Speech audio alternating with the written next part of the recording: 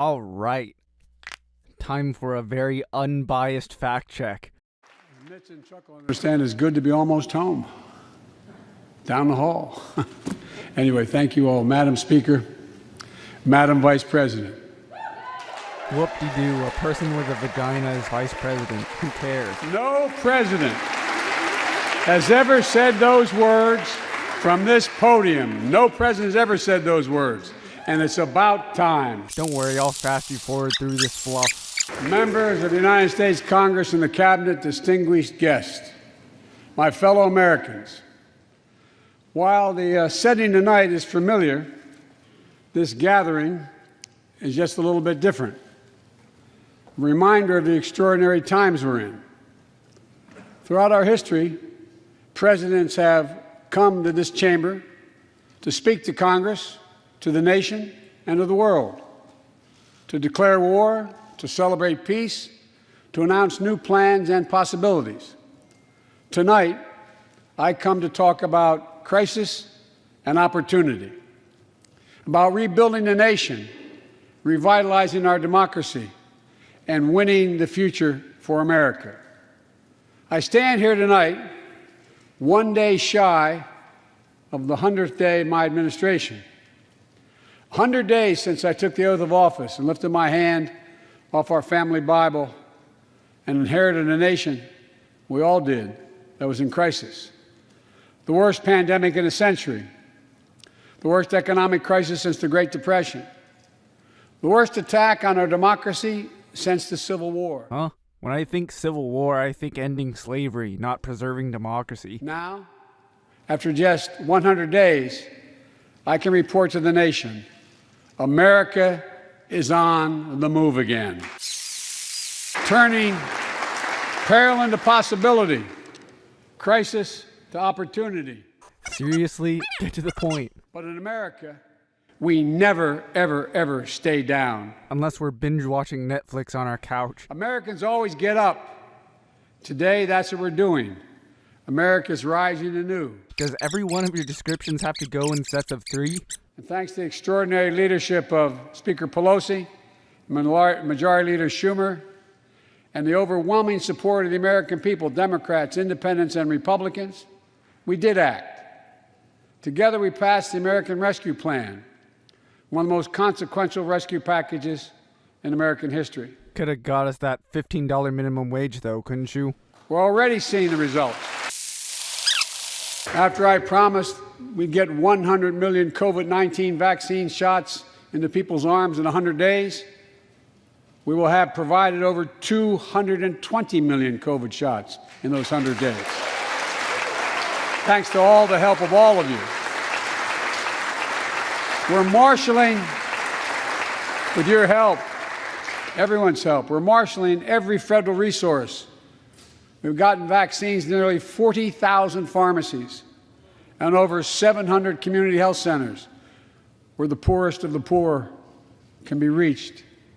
We're setting up community vaccination sites, developing mobile units to get to hard-to-reach communities.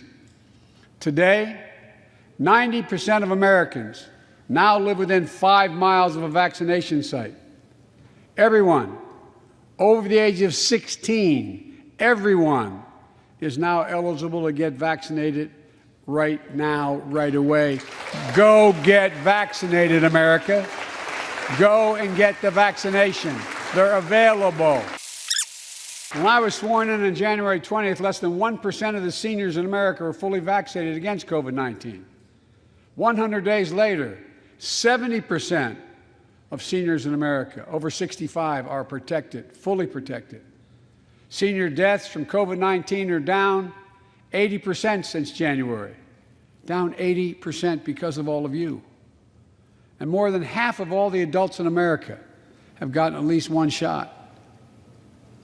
A mass vaccination center in Glendale, Arizona, I asked the nurse. All right, story time with Uncle Joe. Skip. There's still more work to do to beat this virus. We can't let our guard down.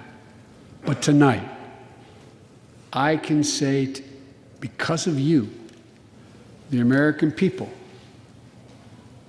our progress these past 100 days against one of the worst pandemics in history has been one of the greatest logistical achievements this country's ever seen.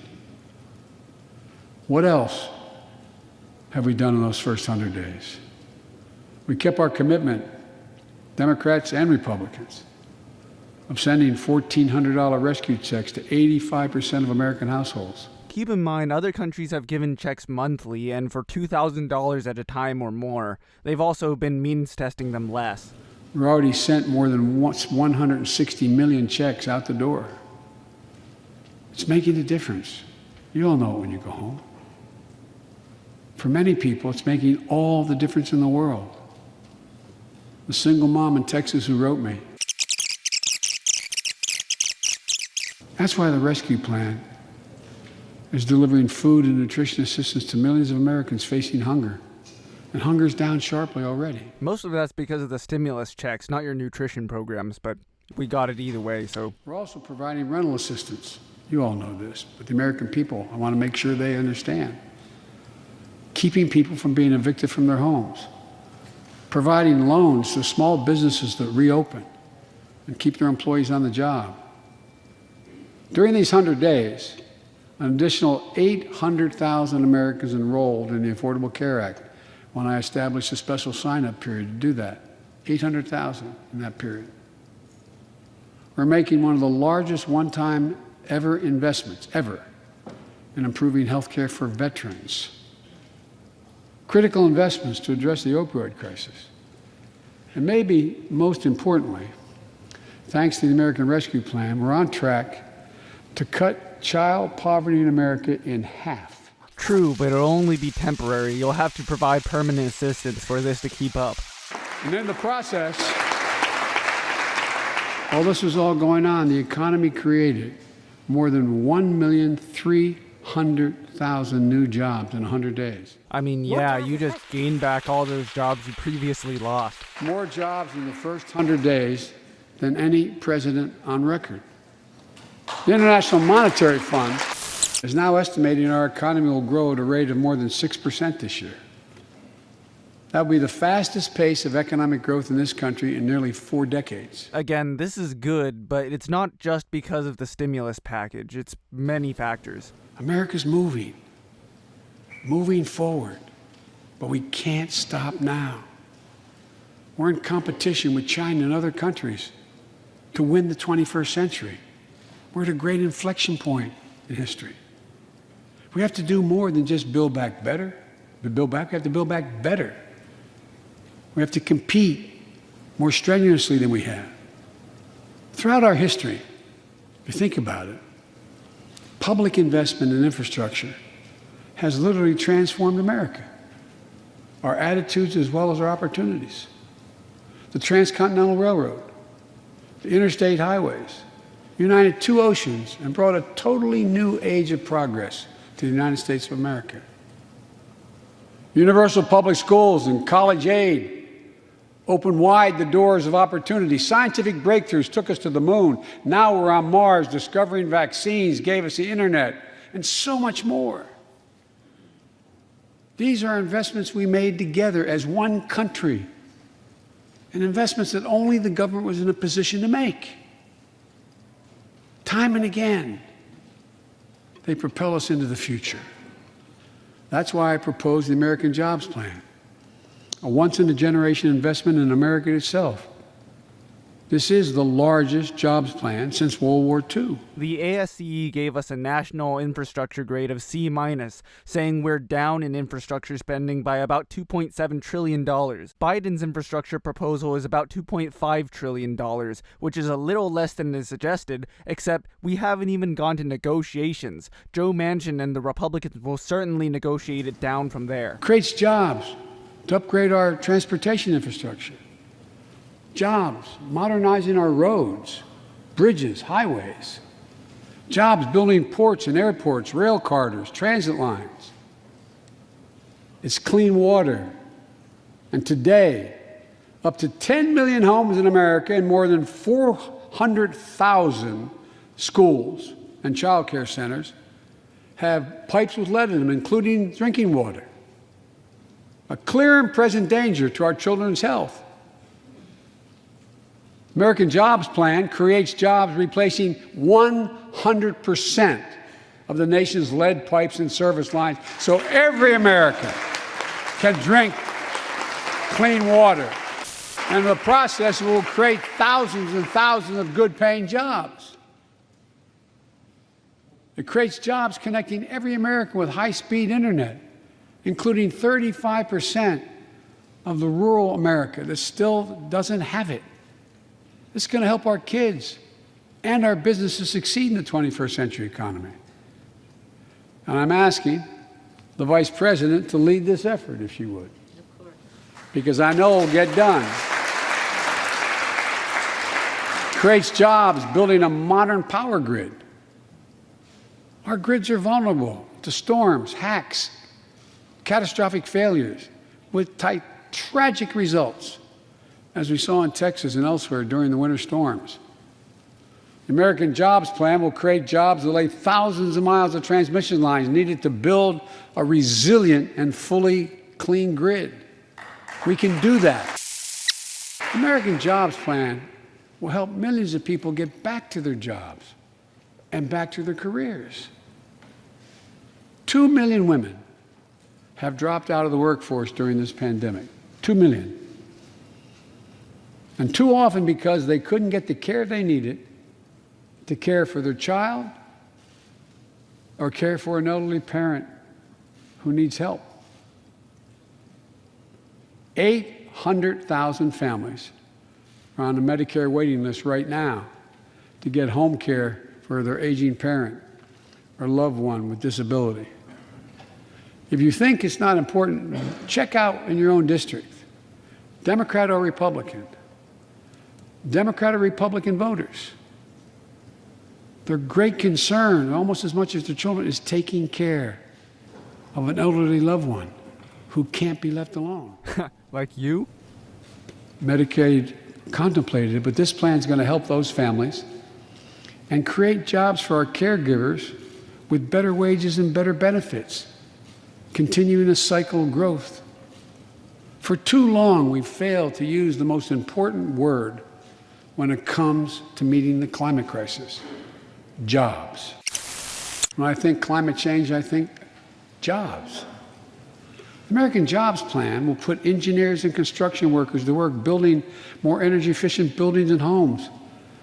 Electrical workers, IBEW members installing 500,000 charging stations along our highways so we can own the electric car market. Farmers planting cover crops so they can reduce the carbon dioxide in the air and get paid for doing it.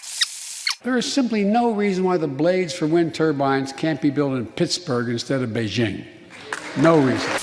There's no reason why American workers can't lead the world in the production of electric vehicles and batteries.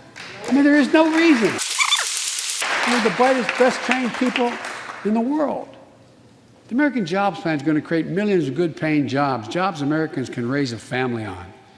As my dad would then say, with a little breathing room. And all the investments in the American Job Plan will be guided by one principle: buy American. Buying American is much more expensive, but is it worth it? I don't know, you tell me.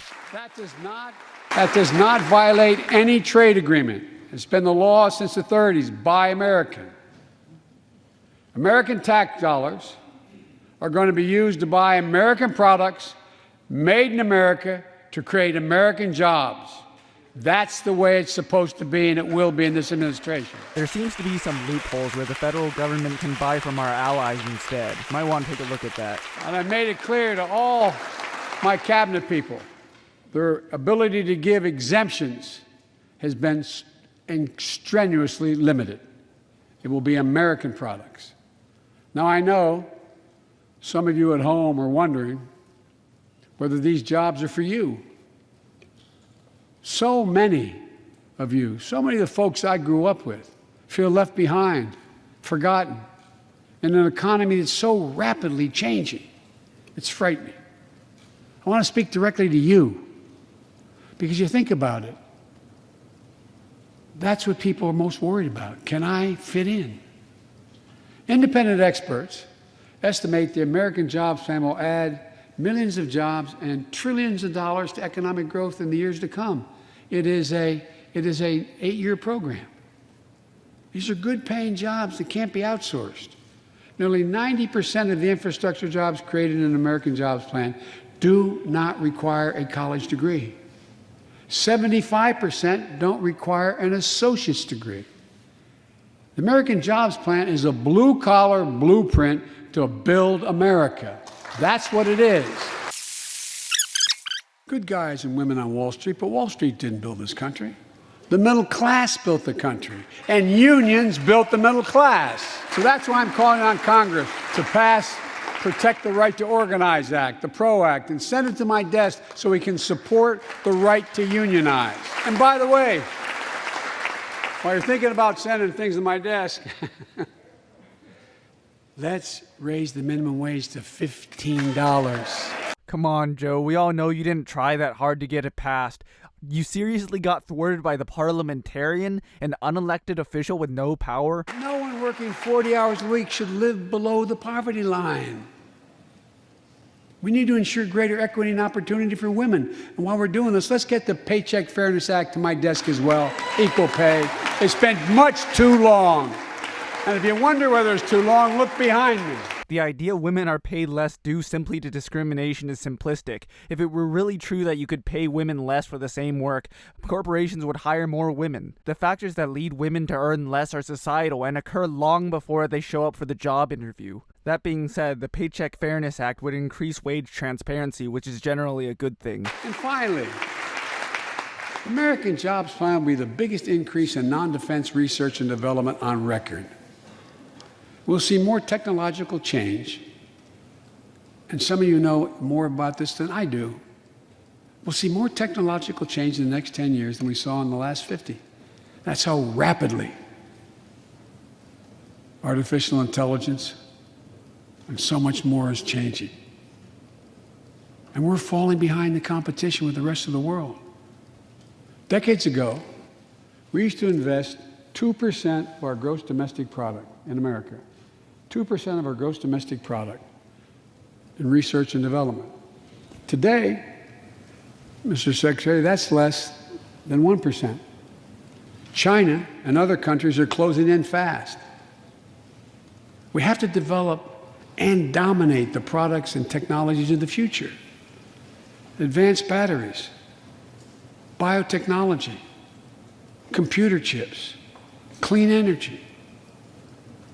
The Secretary of Defense can tell you, and those of you who work in national security issues know, the Defense Department has an agency called DARPA, the Defense Advanced Research Project Agency. The people who set up before I came here, and that's been a long time ago, to develop breakthroughs that enhance our national security. That's their only job. And it's a semi-separate agency. It's under the Defense Department. It's led to everything from the discovery of the internet to GPS and so much more that's enhanced our security.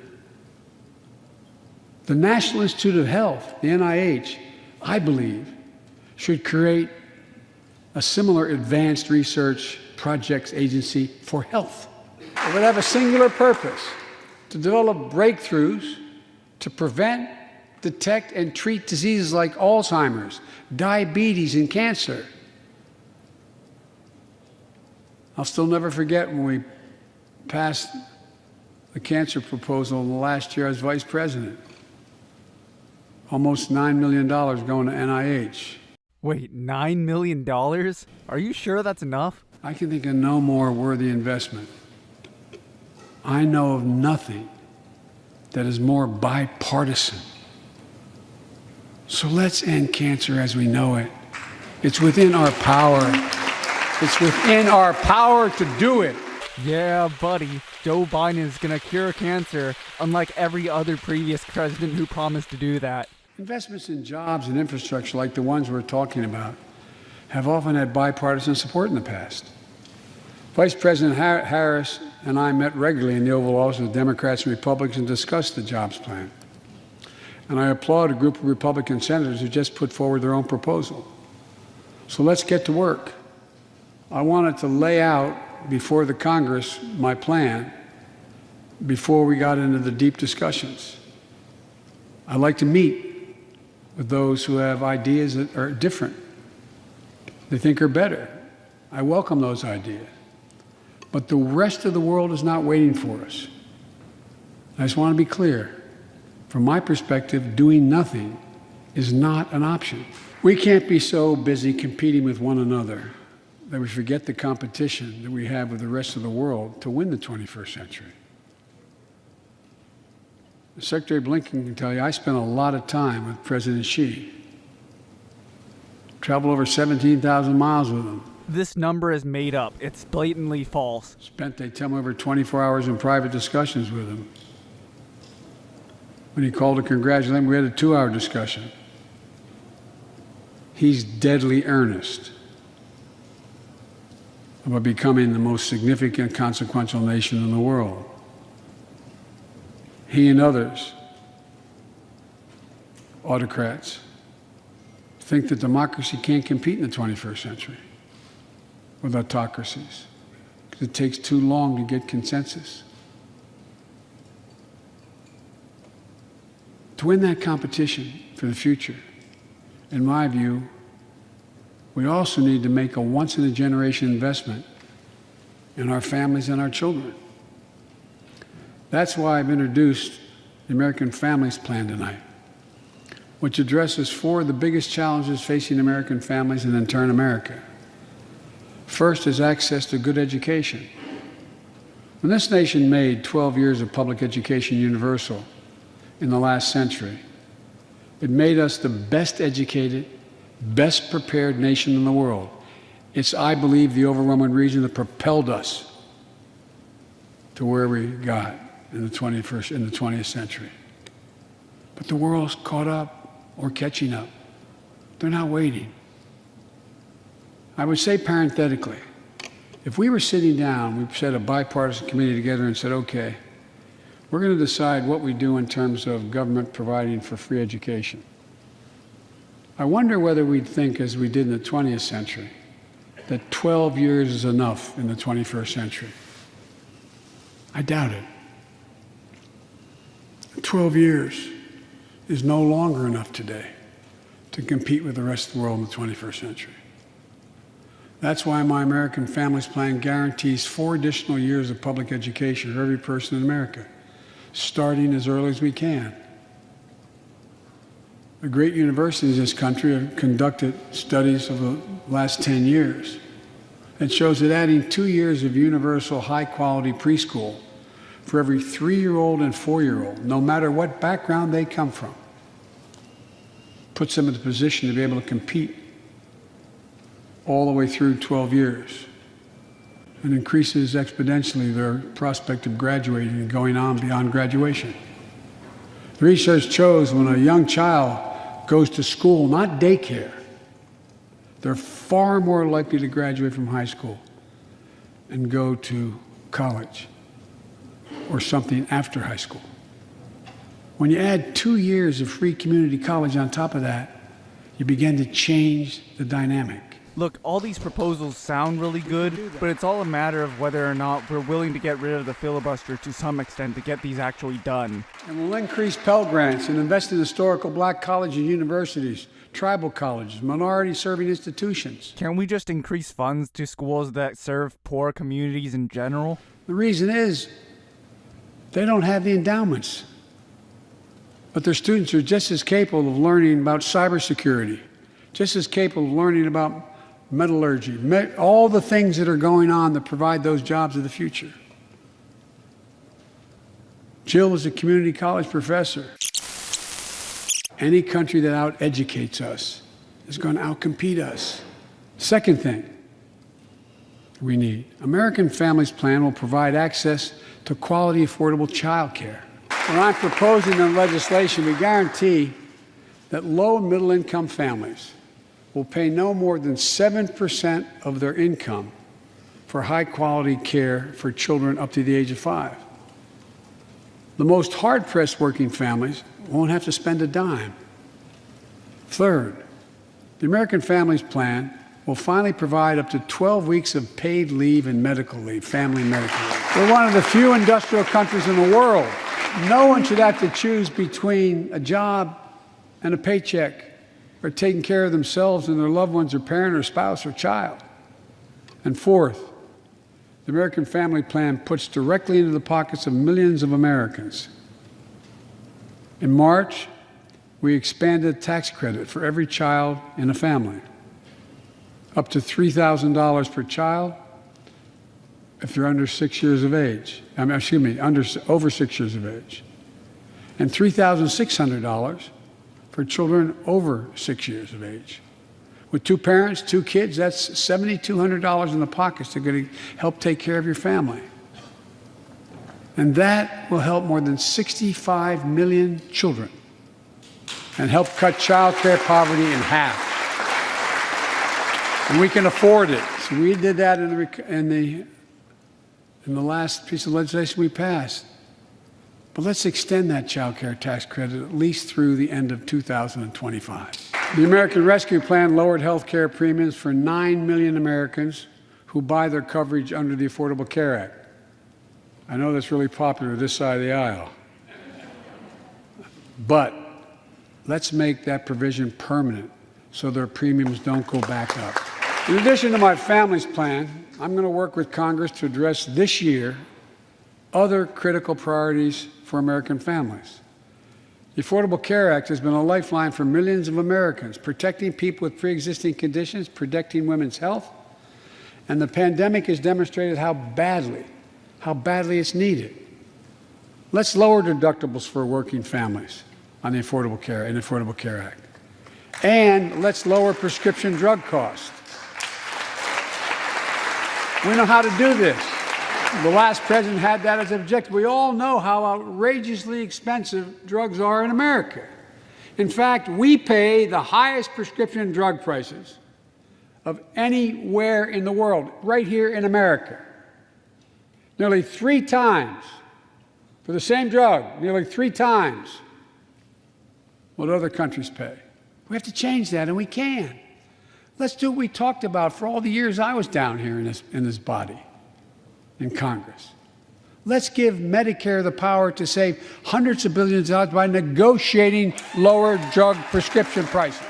Just so you know, none of this is getting through Congress. And by the way,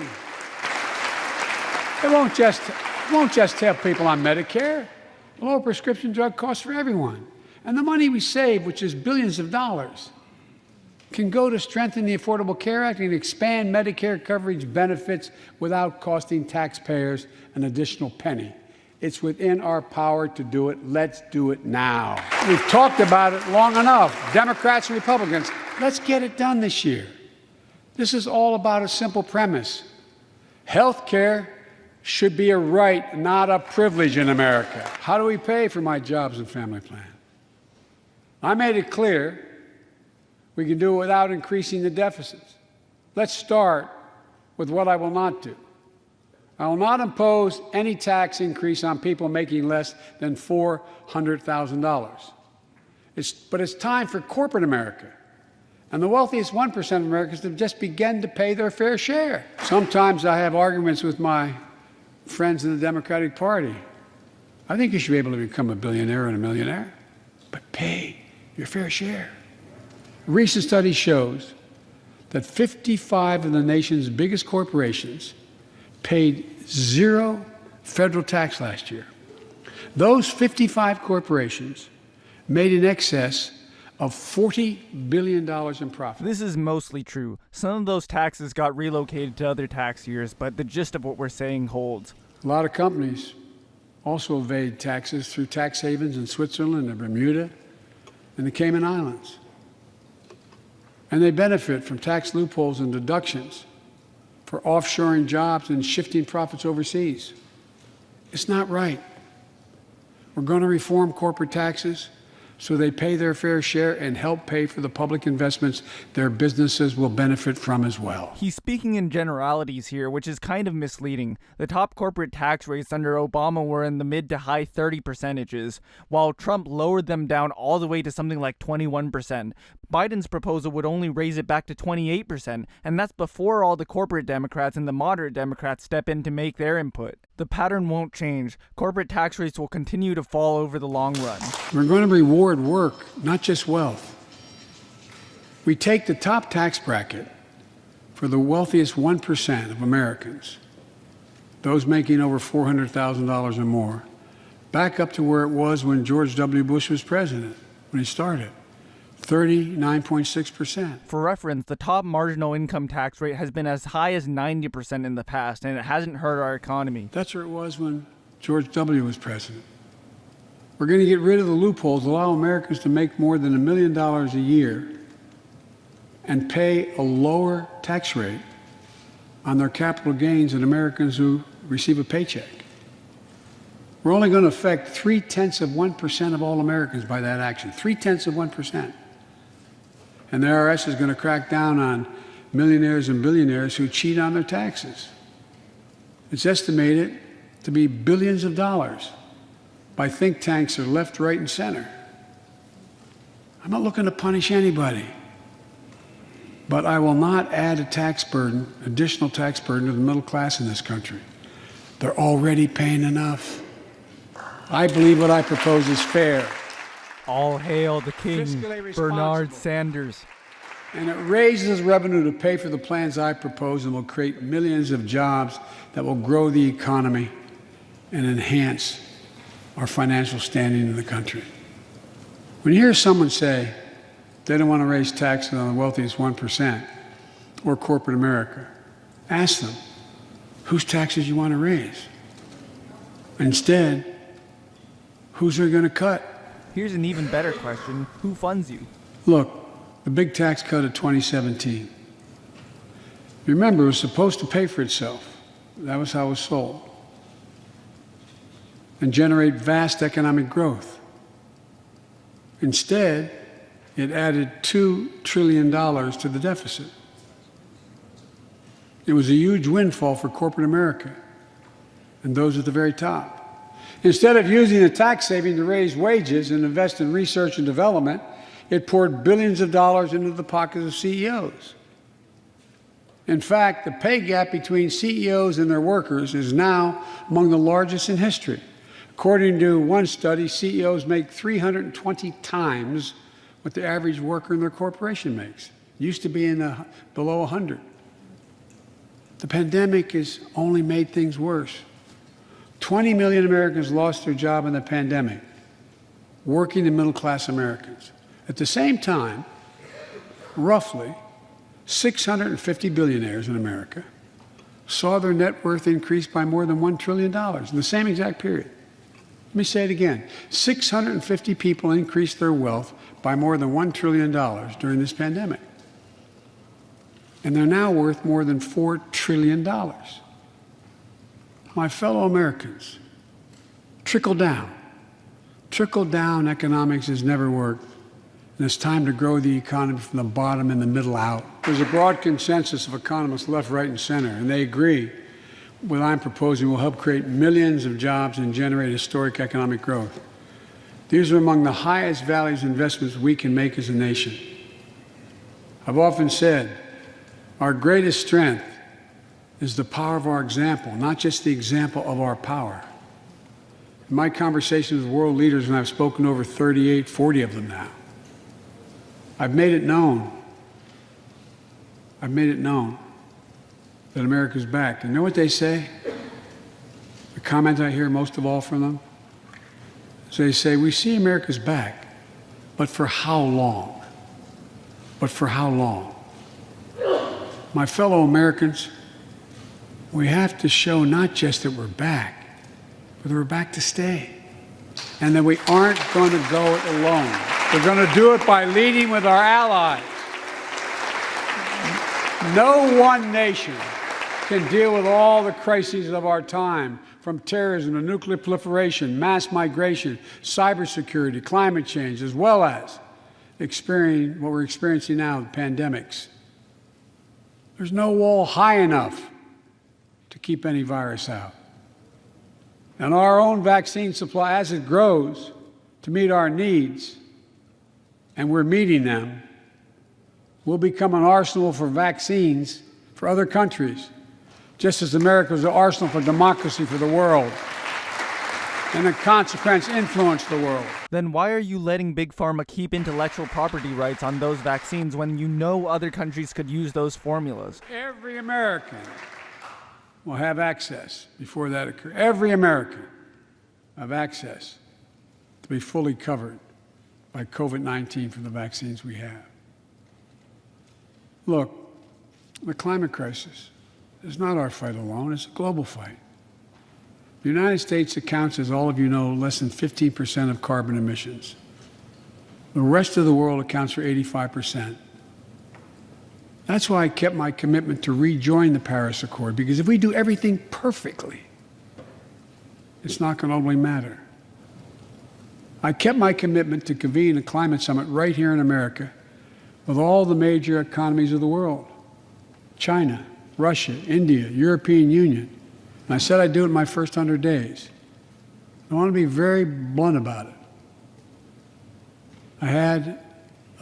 My attempt was to make sure that the world could see there was a consensus, that we are at an inflection point in history. The consensus is if we act to save the planet, we can create millions of jobs and economic growth and opportunity to raise the standard of living of almost everyone around the world. If you watched any of it and you were all busy, I'm sure you didn't have much time. That's what virtually every nation said, even the ones that aren't doing their fair share. And what are you doing to make sure other countries are doing their part? Because currently the Paris Climate Agreement is pretty toothless. The investments I proposed tonight also advance the foreign policy, in my view, that benefits the middle class. That means making sure every nation plays by the same rules in the global economy, including China. In my discussion with President Xi, I told him, we welcome the competition. We're not looking for conflict. But I made absolutely clear that we will defend America's interest across the board. America will stand up to unfair trade practices that undercut American workers and American industries, like subsidies from state to state-owned operations and enterprises, and the theft of American technology and intellectual property. I also told President Xi that we'll maintain a strong military presence in the Indo-Pacific, just as we do with NATO and Europe, not to start a conflict, but to prevent one. Wait, so we're gonna prevent military conflict by staging troops everywhere around the world? We have nukes. You think Russia's gonna attack us anytime soon? I told them what I've said to many world leaders, that America will not back away from our commitments, our commitment to human rights and fundamental freedoms, and to our alliances. And I pointed out to him, no responsible American president could remain silent when basic human rights are being so blatantly violated. Are you gonna talk about the US-sponsored genocide in Yemen? Are you gonna talk about Israel's war on Palestine? Your NSA spies on its own citizens. An American president has to represent the essence of what our country stands for. America is an idea, the most unique idea in history. We are created, all of us, equal. Gah. Not more of this LARPing again. America has never treated its people equally. Not that any of us were created, we were evolved. And not that we're equal. Some of us are just worse people than others. It's who we are. And we cannot walk away from that principle and, in fact, say we're dealing with the American idea. With regard to Russia, I know it concerns some of you, but I made very clear to Putin that we're not going to seek escalation, but their actions will have consequences. They turn out to be true, and they turned out to be true. So I responded directly and proportionately to Russia's interference in our elections and the cyber attacks on our government and our business. They did both of these things, and I told them we would respond, and we have. But we can also cooperate when it's our mutual interest. We did it when we extended the New START Treaty on nuclear arms, and we're working to do it on climate change. But he understands we will respond. On Iran and North Korea, nuclear programs that present serious threats to American security and the security of the world. This is false. Nuclear programs are a form of insurance to make sure America doesn't try to coup up the place like they did in Libya. They just want us to leave them alone, but no such luck, I guess. We're going to be working closely with our allies to address the threats posed by both of these countries through diplomacy as well as stern deterrence. Fuck off. America broke its end of the Iran nuclear deal. It's up to us to make amends and go in first. You could re-enter the Iran nuclear deal at the snap of a finger if you wanted. You just chose not to. And American leadership means ending the forever war in Afghanistan. We have, without hyperbole, the greatest fighting force in the history of the world. I'm the first president in 40 years who knows what it means to have a son serving in a war zone. Today, we have service members serving in the same war zone as their parents did. We have service members in Afghanistan who are not yet born on 9/11. The war in Afghanistan, as we remember the debates here, were never meant to be multi-generational undertakings of nation building. We went to Afghanistan to get the terrorists who attacked us on 9/11. And we said we would follow Osama bin Laden to the gates of hell to do it. If you've been in the upper Konar Valley, you've kind of seen the gates of hell. And we delivered justice to bin Laden. We degraded the terrorist threat of al-Qaeda in Afghanistan. And after 20 years of valor, and sacrifice, it's time to bring those troops home. Even as we do, we'll maintain over-the-horizon capacity to suppress future threats to the homeland. And make no mistake, in 20 years, terrorism has metastasized. The threat has evolved way beyond Afghanistan. Those of you in the intelligence committees, the foreign relations committee, defense committees, you know well, we have to remain vigilant against the threats to the United States wherever they come from. Al-Qaeda and ISIS are in Yemen, Syria, Somalia, other places in Africa, in the Middle East, and beyond. And we won't ignore what our intelligence agencies have determined to be the most lethal terrorist threat to the homeland today. Yep, so we won't know until the day of whether or not we're withdrawing all personnel or whether we'll leave specialists, intelligence agents, and mercenaries on the ground still. White supremacy is terrorism. We're not going to ignore that either. My fellow Americans, look, we have to come together to heal the soul of this nation. It was nearly a year ago before her father's funeral. Something George Floyd. Let's get to the policy. We've all seen the knee of injustice on the neck of Black Americans. Now's our opportunity to make some real progress. The vast majority of men and women wearing a uniform and a badge serve our communities, and they serve them honorably. They want to help meet this moment as well. My fellow Americans, we have to come together to rebuild trust between law enforcement and the people they serve, to root out systemic racism in our criminal justice system, and to enact police reform in George Floyd's name that passed the House already. I know Republicans have their own ideas and are engaged in very productive discussions with Democrats in the Senate. We need to work together to find a consensus.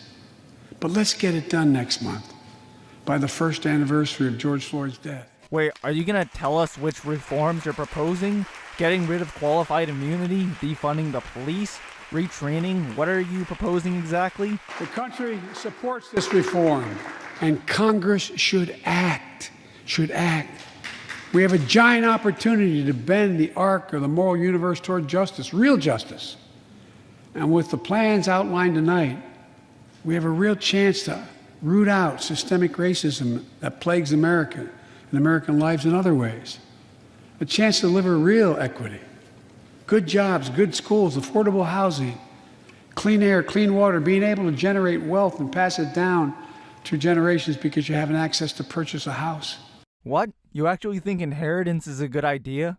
What did those useless babies do to deserve all that money? Real opportunities in the lives of more Americans, black, white, Latino, Asian Americans, Native Americans. Look, I also want to thank the United States Senate for voting 94-1 to pass the COVID-19 Hate Crimes Act to protect Asian American and Pacific Islanders. You can see on television the viciousness of the hate crimes we've seen over the past year and for too long. I urge the House to do the same and send that legislation to my desk, which I will gladly, anxiously sign. I also hope Congress will get to my desk the Equality Act to protect LGBTQ Americans. For all transgender Americans watching at home, especially young people, you're so brave. I want you to know your president has your back. Another thing, let's authorize the Violence Against Women Act, which has been law for 27 years. Can you, change the name, though? Y'all act like men aren't the overwhelming majority of violent crime victims. 27 years ago, I wrote it. It'll close the act that has to be authorized now, will close the boyfriend loophole to keep guns out of the hands of abusers. The court order said this is an abuser. You can't own a gun. It's to close that loophole that existed. You know, it's estimated that 50 women are shot and killed by an intimate partner every month in America. 50 a month. Let's pass it and save some lives. I need not tell anyone this, but gun violence has become an epidemic in America. The flag at the White House was still flying at half-mast for the 8 victims of the mass shooting in Georgia, when 10 more lives were taken in a mass shooting in Colorado. And in the week in between those two events, 250 other Americans were shot dead in the streets of America. 250 shot dead. I know how hard it is to make progress on this issue. In the 90s, we passed universal background checks, a ban on assault weapons and high-capacity magazines that hold 100 rounds that can be fired off in seconds. We beat the NRA. Mass shootings and gun violence declined. Check out the report over 10 years. Actually, the research is inconclusive whether these bans actually work. I support them anyway. But in the early 2000s, the law expired. We've seen daily bloodshed since. I'm not saying if the law continued, we wouldn't see bloodshed. More than 2 weeks ago in the Rose Garden, surrounded by some of the bravest people I know, the survivors and families who lost loved ones to gun violence, I laid out several of the Department of Justice actions that are being taken to impact on this epidemic. One of them is banning so-called ghost guns. These are homemade guns built from a kit that includes directions how to finish the firearm. The parts have no serial numbers, so they show up at crime scenes and they can't be traced. The buyers of these ghost gun kits aren't required to pass any background check. Anyone, from a criminal or terrorist, could buy this kit and within 30 minutes have a weapon that's lethal, but no more. And I'll do everything in my power to protect the American people from this epidemic of gun violence, but it's time for Congress to act as well. I don't want to become confrontational, but we need more Senate Republicans to join the overwhelming majority of Democratic colleagues and close the loopholes required in background check purchases of guns. We need a ban on assault weapons and high-capacity magazines. And don't tell me it can't be done. We did it before and it worked. Talk to most responsible gun owners and hunters. They'll tell you there's no possible justification for having 100 rounds in a weapon. What do you think, deer wearing Kevlar vests? I mean, they'll tell you that there are too many people today who are able to buy a gun, but shouldn't be able to buy a gun. These kinds of reasonable reforms have overwhelming support from the American people, including many gun owners. The country supports reform, and Congress should act. This shouldn't be a red or blue issue. And no amendment to the Constitution is absolute. You can't yell fire in a crowded theater. From the very beginning, There were certain guns, weapons, that could not be owned by Americans. Certain people could not own those weapons ever. We're not changing the Constitution. We're being reasonable. This is just a shitty argument. Either the Second Amendment says anybody and everybody can bear arms, or you can reference well-regulated militia. But don't give us this exceptions apply disanalogy. I think this is not a Democrat or Republican issue. I think it's an American issue. And here's what else we can do. Immigration has always been essential to America. Let's end our exhausting war over immigration. For more than 30 years, politicians have talked about immigration reform, and we've done nothing about it. It's time to fix it. On day one of my presidency, I kept my commitment and sent a comprehensive immigration bill to the United States Congress. If you believe we need to secure the border, pass it, because it has a lot of money for high-tech border security. If you believe in a pathway to citizenship, pass it. There's over 11 million undocumented folks, the vast majority of here overstaying visas. Surprisingly, this is not true. Overstaying visas is the most popular strategy nowadays, but of the people in the country already, a majority did cross illegally. Pass it. We can actually, if you actually want to solve a problem, I've sent a bill to take a close look at it. We also have to get at the root problem of why people are fleeing, particularly to our southern border from Guatemala, Honduras, and El Salvador. The violence, the corruption, the gangs, the political instability, hunger, hurricanes, earthquakes, natural disasters. Also climate change and the war on drugs. We caused a lot of these problems. When I was president, when I was vice president, the president asked me to focus on providing help needed to address the root causes of migration. And it helped keep people in their own countries instead of being forced to leave. The plan was working. Actually, the policy didn't run long enough for us to know whether it did work because... But the last administration decided it was not worth it. I'm restoring the program and asked Vice President Harris to lead our diplomatic effort to take care of this. I have absolute confidence she'll get the job done. If you don't like my plan, let's at least pass what we all agree on. Congress needs to pass legislation this year to finally secure protection for dreamers.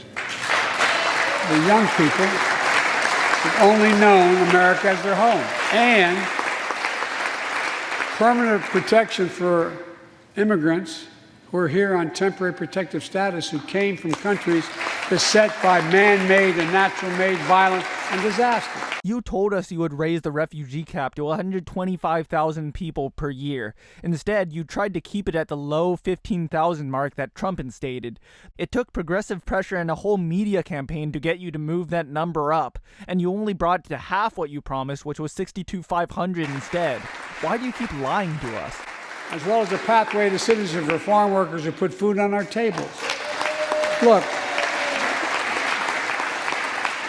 immigrants have done so much for America during this pandemic and throughout our history. The country supports immigration reform. We should act. Let's argue over it. Let's debate it. But let's act. And if we truly want to restore the soul of America, we need to protect the sacred right to vote. Not going to mention the border detention facilities, are we? More people voted in the last presidential election than any time in American history. That's only looking at raw numbers. If you're using percentage of eligible voters, that's actually a pretty middling number that we had in 2020. In the middle of the worst pandemic ever, it should be celebrated. Instead, it's being attacked. Congress should pass H.R. 1 and the John Lewis Voting Rights Act and send it to my desk right away. The country supports it, and Congress should act now. There's no way Republicans are going to pass that. Look, in conclusion, as we gather here tonight, the image of a violent mob assaulting this Capitol, desecrating our democracy, remain vivid in all our minds. Lives were put at risk, many of your lives. Lives were lost. Extraordinary courage was summoned. The insurrection was an existential crisis, a test of whether our democracy could survive, and it did. But the struggle is far from over. The question of whether our democracy will long endure is both ancient and urgent, as old as our republic. still vital today. Can our democracy deliver on its promise? Another rule of threes thing. America's adversaries, the autocrats of the world, are betting we can't. They believe we're too full of anger and division and rage. They look at the images of the mob that assaulted the Capitol as proof that the sun is setting on American democracy. But they're wrong. You know it, I know it. But we have to prove them wrong. In our first 100 days together, we've acted to restore people's faith in democracy to deliver. We're vaccinating the nation. We're creating hundreds of thousands of new jobs. Well, it's time to remember that we, the people, are the government. You and I. Last I checked, you still take money from corporate donors. The rest of this speech is a bunch of overly optimistic platitudes about how great America is or how great democracy is and shit like that. I might as well give my opinion on Biden's first 100 days. I think his stimulus package was good, his handling of vaccines has been superb, but he's failed to deliver any long-lasting policies like the $15 minimum wage. He seems to have backed off the public option completely and doesn't try hard enough to get past the policies on his platform. Instead, he chooses to introduce lukewarm proposals which then get negotiated down further by moderate Democrats and refuses to fight for them in Congress. His foreign policy's been pretty bad. He should have gotten back into the Iran nuclear deal on day one, but instead he chose to bomb one of their airports. His immigration policy has been barely less inhumane than Trump's. All in all, I'd grade his presidency so far a C-. If he keeps his promise of a full Afghanistan withdrawal, I'll raise it to a C+. I'm and I approve this message.